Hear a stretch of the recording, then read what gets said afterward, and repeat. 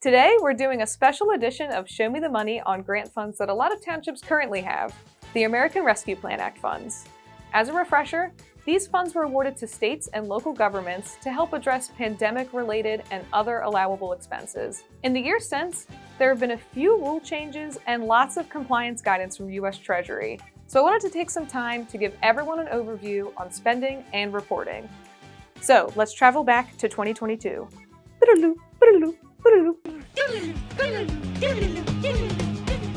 Artificial intelligence began to creep into everyday conversations. It seemed like everyone was playing Wordle. We had the Olympics and the World Cup in the same year, and most importantly, U.S. Treasury released the final rule. This rule greatly expanded spending options for ARP funds, as it allows townships to elect a revenue loss standard allowance. In short, Treasury presumes that your township lost revenue due to the public health emergency, and electing this option lets you spend your ARP funds towards government services. The standard allowance category is the most flexible option and allows townships to spend ARP funds on services their townships normally provide and expenses needed to operate.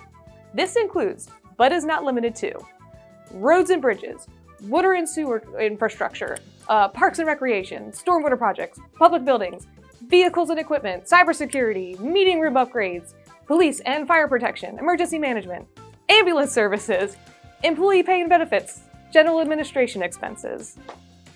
There are only a limited number of things that the ARP funds cannot be spent on, including transfers into rainy day accounts, deposits into pension plans, or payments on debt.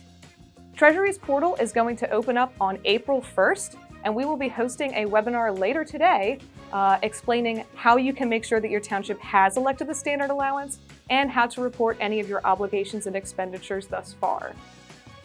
If you have any lingering questions about ARP funds, visit our website at PSATS.org and click on American Rescue Plan in the red bar.